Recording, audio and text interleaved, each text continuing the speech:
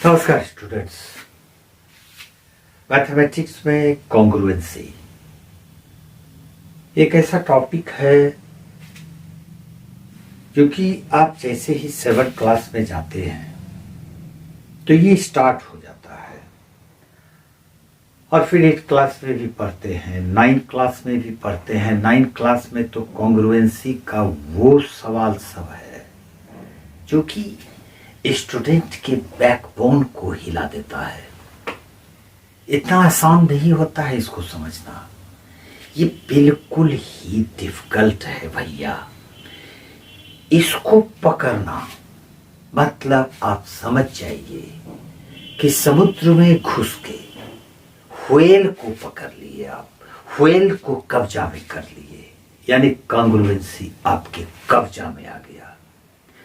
Theory of congruency यानी कि congruency का सिद्धांत क्या है, कॉन्ग्रुएंसी किसको कहते हैं। जब तक आप अपने ब्रेन पर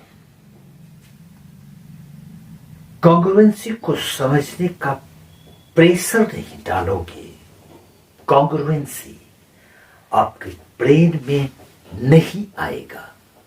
संसार में बहुत सारे ऐसे चीज हैं जो कि देखने में एक ही जैसे लगते हैं। जैसे चौक की बात अगर हम करते हैं तो ये दो चौक है, दोनों एक ही जैसा है, लेंथ भी एक ही है, डायमेंशन भी एक ही है, कलर दोनों का अलग अलग है। तो क्या हम इसको कॉन्ग्रुएंट बोलेंगे?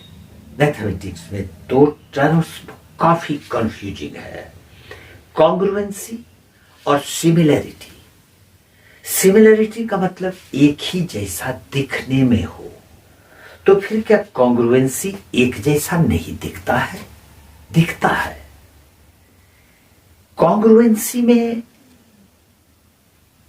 जो ऑब्जेक्ट है या जो ज्योमेट्रिकल फिगर है उसके सारे पार्ट्स दूसरे फिगर के सारे पार्ट्स की इक्वल अगर हो जाए तो हम उसको कॉन्ग्रुएंट बोल देंगे। ऐसे तो कॉन्ग्रुएंसी किसी भी ज्योमेट्रिकल शेप में आ सकता है, जैसे कि ये एक सर्किल है, इसका कुछ तो रेडियस होगा ही, एक दूसरा ये एक सर्किल है, इसका भी कुछ रेडियस होगा ही।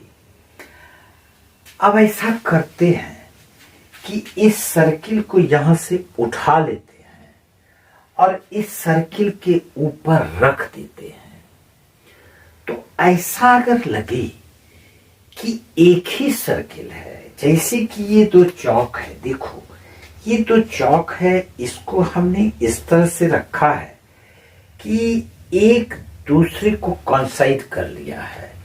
अब अगर इसको देखोगे तो लगेगा एक ही चौक है।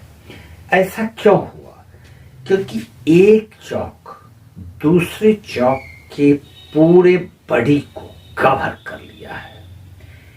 एक जरा सा भी जगह नहीं है जो कि पहला वाला चौक यानी ऊपर वाला चौक नीचे वाले चौक को कवर नहीं किया हो। तो इस तरह का जब केस आएगा तो हम बोलेंगे कि ये दोनों चौक कॉन्ग्रुएंट है, यानी इसका सारा पार्ट्स इसके सारे पार्ट्स की इक्वल है। अब इस दोनों सर्किल की बात अगर हम करते हैं तो सर्किल का फंडामेंटल चीज क्या है? रेडियस।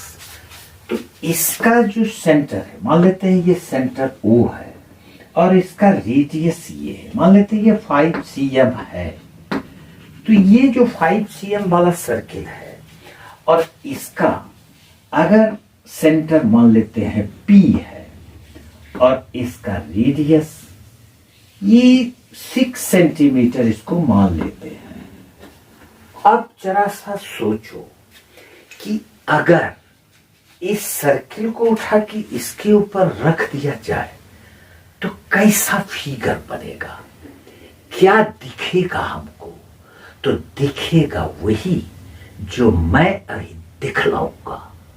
और मैं क्या दिखलाऊंगा ये एक सर्किल है, ये वाला, और एक दूसरा सर्किल ये है।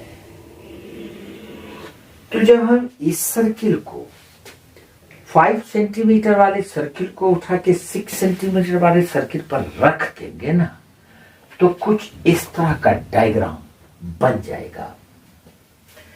ये जो सेंटर है O और P, यहां पर एक ही पॉइंट होगा।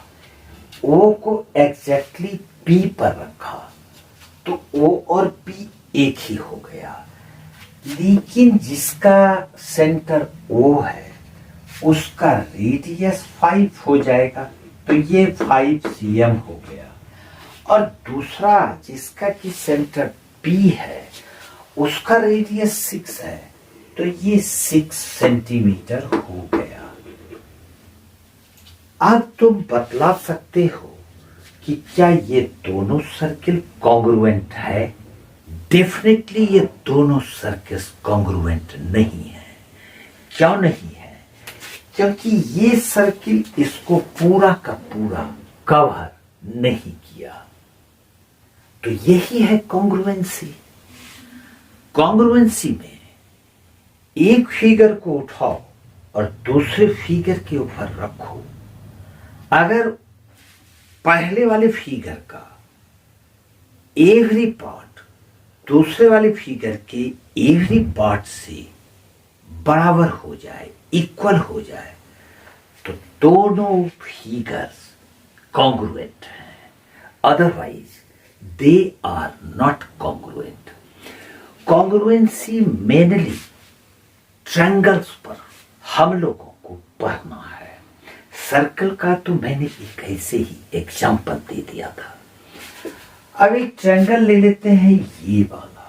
ये एक ट्रायंगल है जिसका कि नाम हम लोग PQR लिख देते हैं, PQ और R।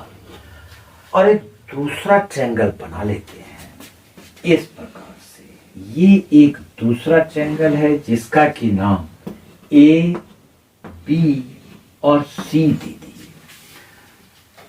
अगर ये दोनों ट्रायंगल कॉन्ग्रुएंट है तो इस ट्रायंगल को उठा के इस पर जब रख देंगे ना, तो इसका ये P एंगल और A एंगल को पूरा पूरी ढक लेगा।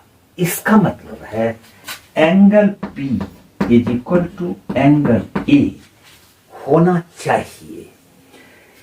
ये Q एंगल जब इसको उठा के इस तरह से रखेंगे तो ये एंगल इसको पूरा पूरी ढकेगा, यानी कि angle Q is equal to angle P होना चाहिए।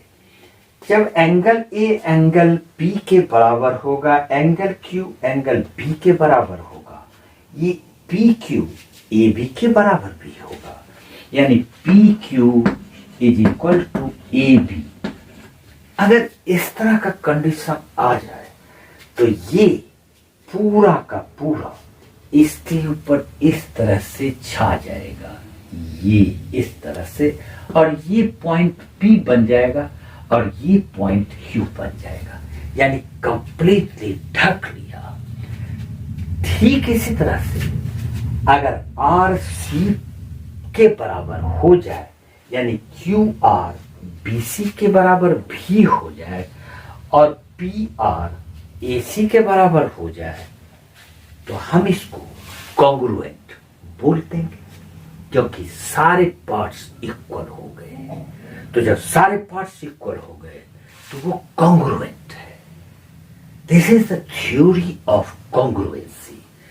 किसी भी दो ट्रायंगल्स को हम कॉन्ग्रुएंट 4 तरह से कर सकते हैं। मैं बारी बारी से इस चारों क्राइटेरिया को समझाऊंगा। एक भी वीडियो मिस नहीं करना। अगर एक भी वीडियो मिस कर दोगे तो कॉन्ग्रुएंसी सफा चट हो जाएगा।